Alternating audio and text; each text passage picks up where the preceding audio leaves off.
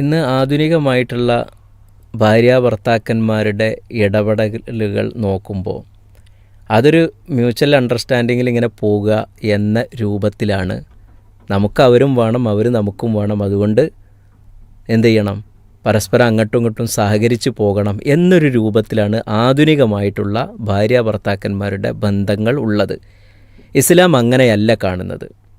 ഭർത്താവ് ഭാര്യ എന്നിങ്ങനെ ഇണകളായി അല്ലാഹു സുബ്ഹാനഹു വ തആല വിവാഹബന്ധത്തിലൂടെ കൂട്ടിയിണക്കുന്ന ഈ രണ്ട് വ്യക്തികൾ, ഒരു ജോഡി, അവർക്ക് പരസ്പരം അങ്ങോട്ടും ഇങ്ങോട്ടും ഒരുപാട് കടപ്പാടുകളും ബാധ്യതകളും അവകാശങ്ങളുമുണ്ട്.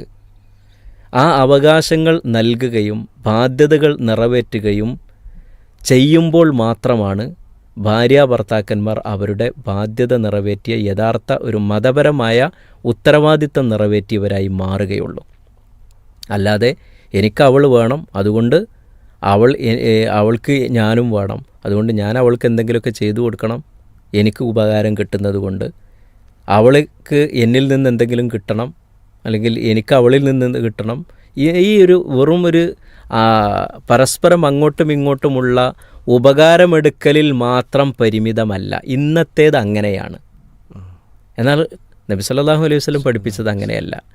ഒരു ഭർത്താവ് അല്ലാഹു സുബ്ഹാനഹു വ തആലയുടെ മുന്നിലല്ലാതെ മറ്റൊരാളുടെ മുന്നിൽ സുജൂദ് ചെയ്യാൻ ഞാൻ ഒരാളോട് കൽപ്പിക്കുമായിരുന്നെങ്കിൽ ഭാര്യയോട് ഭർത്താവിൻ്റെ മുന്നിൽ സുജൂദ് ചെയ്യണമെന്ന് ഞാൻ കൽപ്പിക്കുമായിരുന്നു എന്ന് പറയുമ്പോൾ എത്രമാത്രം ഉണ്ടാകും ഭാര്യയ്ക്ക് ഭർത്താവിനോടുള്ള.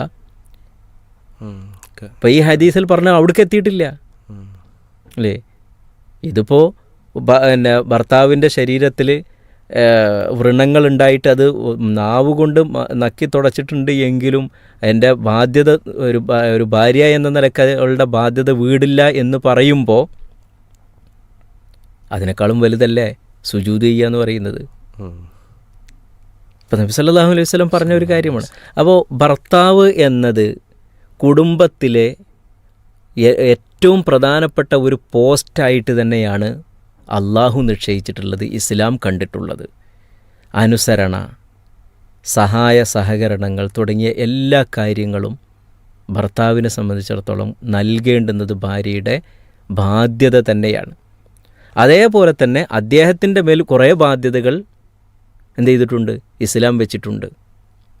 നീ ഉടുക്കുന്നുണ്ടെങ്കിൽ അവളെ ഉടുപ്പിക്കണം, നീ ഭക്ഷിക്കുന്നുണ്ടെങ്കിൽ അവളെ ഭക്ഷിപ്പിക്കണം എന്നൊക്കെ പറഞ്ഞ് അവളുടെ മനസ്സിന് വിഷമമുണ്ടാക്കുന്ന രൂപത്തിൽ ആളുകളുടെ മുന്നിൽ വെച്ച് ചീത്ത പറയാൻ പാടില്ല എന്ന് പറഞ്ഞു. അങ്ങനെ ഒരുപാട് ബാധ്യതകൾ ആർക്കും വെച്ചിട്ടുണ്ട്, ഭർത്താവിനും വെച്ചിട്ടുണ്ട്. ഭർത്താവ് ആ ബാധ്യതകൾ നിറവേറ്റണം, ഭാര്യ ഭാര്യയ്ക്ക് വെച്ച ബാധ്യതകൾ നിറവേറ്റണം. അപ്പോൾ ആ ഹദീസിലുള്ളത് ആകത്തുക എന്തേ ഉള്ളൂ, ഭർത്താവ് എന്നത് തനിക്ക് ഭക്ഷണം നൽകുന്ന ഒരാൾ മാത്രമല്ല, തൻ്റെ കൂടെ കിടക്കുന്ന ഒരാൾ മാത്രമല്ല, തൻ്റെ കുട്ടികളുടെ പിതാവ് എന്നത് മാത്രമല്ല, മറിച്ച് എൻ്റെ ഏറ്റവും കൂടുതൽ എനിക്ക് ഈ ഭൂമിയിൽ കടപ്പാടുള്ള, അള്ളാഹുവും റസൂലും കഴിച്ചാൽ എനിക്ക് ഏറ്റവും കടപ്പാടുള്ള ഒരാൾ ആരാണ്, എൻ്റെ ഭർത്താവാണ് എന്ന് ഒരു സ്ത്രീ ബോധ്യമുള്ളവളായിരിക്കണം എന്ന് ബോധ്യപ്പെടുത്താൻ വേണ്ടിയാണ് റസൂലുള്ളാഹി സ്വല്ലല്ലാഹു അലൈഹി വസല്ലം അത് പറഞ്ഞിട്ടുള്ളത്.